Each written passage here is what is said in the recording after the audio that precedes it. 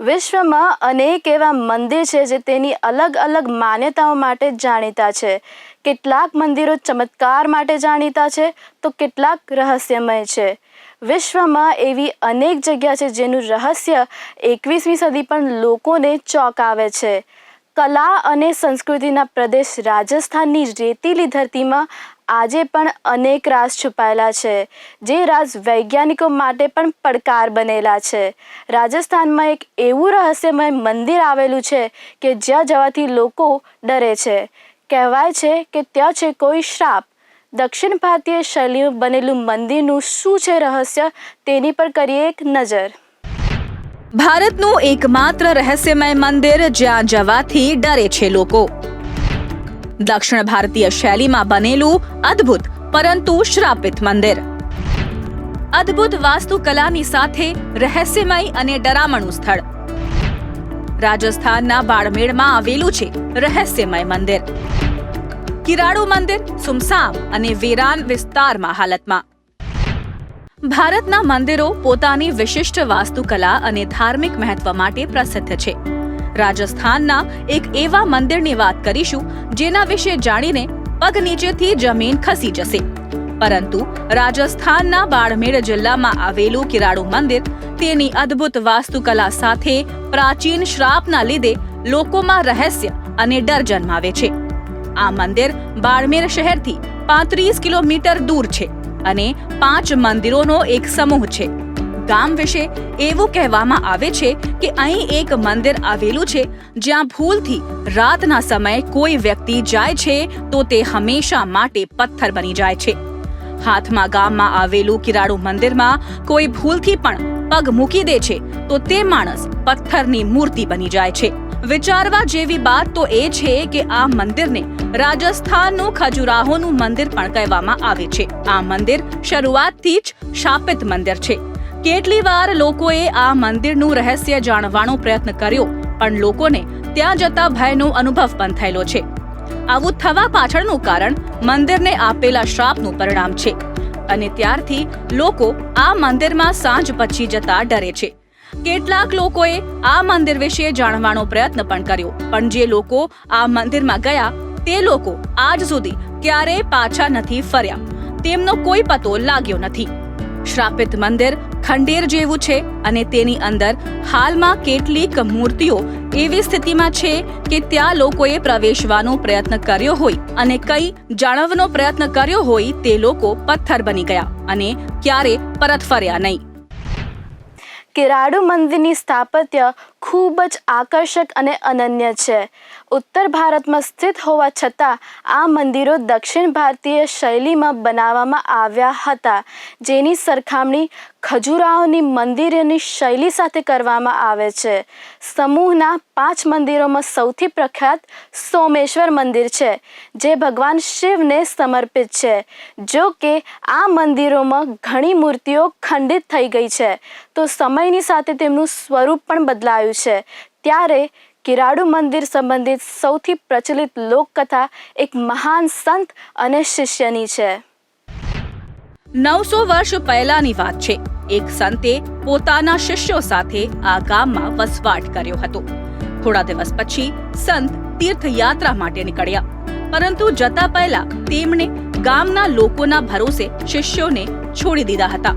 સંતે વિચાર્યું કે સ્થાનિક લોકો શિષ્યોને ખોરાક, પાણી અને સુરક્ષા આપશે. સંતના તીર્થસ્થાને ગયા પછી રહેવાસીઓએ શિષ્યો તરફ ધ્યાન આપ્યું નહીં. માત્ર એક કુંભારી તેમનું ધ્યાન રાખતો હતો. ધીરે ધીરે ઘણા શિષ્યો બીમાર પડ્યા. જ્યારે સંત થોડા દિવસો પછી પરત ફર્યા તો તેમણે જોયું કે બધા શિષ્યો ભૂખથી પીડાઈ રહ્યા છે અને ખૂબ જ બીમાર અને નબળા પડી ગયા છે. આ દ્રશ્ય જોઈને સંત ક્રોધિત થયા અને કહ્યું કે જ્યાંની પ્રજામાં સાધુ સંતો પ્રત્યે દયાભાવ નથી ત્યાં બીજા પ્રત્યે શું હશે. આવી જગ્યા પર માનવે વસવાટ ન કરવો જોઈએ.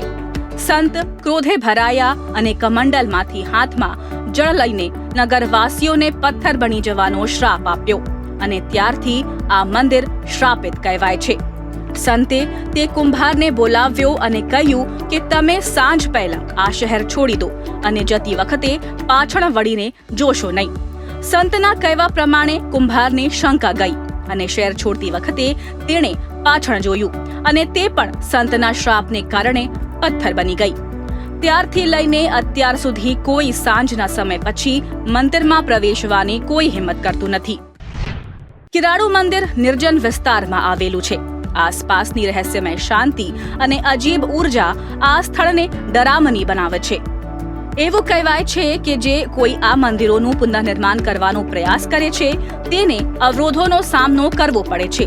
કેટલાક સ્થાનિક લોકોએ રાત્રે વિચિત્ર અવાજો સાંભળવાનું અથવા અસામાન્ય ઘટનાઓનો અનુભવ કરવાનો દાવો પણ કર્યો છે.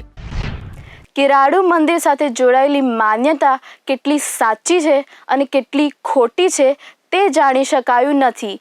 કેટલાક ઇતિહાસકારોનું માનવું છે કે કિરાડુ મંદિર મોગલ આક્રમણના કારણે નિર્જન બન્યું હતું, પરંતુ આ પ્રદેશમાં મોગલ આક્રમણ 14મી સદીમાં હતું અને કિરાડુ મંદિર 12મી સદીમાં નિર્જન થયું હતું. કિરાડુ રાજસ્થાનના ખજુરાહો તરીકે પણ ઓળખાય છે, પરંતુ કિરાડુ ખજુરાહોની જેમ ખ્યાતિ મેળવી શક્યા નહીં, કારણ કે આ સ્થાન છેલ્લા 900 વર્ષથી નિર્જન છે. દિવસે તો થોડી ચહેલપહેલ જોવા મળે છે, પરંતુ સાંજે આ સ્થાન નિર્જન થઈ જાય છે. સૂર્યાસ્ત પછી અહીં કોઈ ફરકતું પણ નથી. રાજસ્થાનના ઇતિહાસકારોના જણાવ્યા મુજબ કિરાડુ શહેર તેના સમયમાં સુવિધાઓ સાથે વિકસિત રાજ્ય હતું. કિરાડુના મંદિરો કોણે બનાવ્યા તે અંગે કોઈ નક્કર માહિતી નથી. જો કે 12મી સદીના 3 શિલાલેખો ઉપલબ્ધ છે, તેમના પર બાંધકામ સંબંધિત કોઈ માહિતી નથી. પ્રથમ શિલાલેખ વિક્રમ સંવત 1209 માઘવદ 14 એટલે 24 જાન્યુઆરી 1153ના રોજ છે, જે ગુજરાતના ચાલુક્ય કુમાર પાલનો સમયગાળો છે. બીજો વિક્રમ સંવત 1218 એડી 1161નો છે, જે પરમાર સિંધુ રાજથી સોમેશ્વરને વંશનો સમયગાળો છે. અને ત્રીજો વિક્રમ સંવત 1235નો છે, ગુજરાતના ચાલુક્ય રાજા ભીમદેવ બીજાના ચૌહાણ મદન બ્રહ્મદેવનો છે.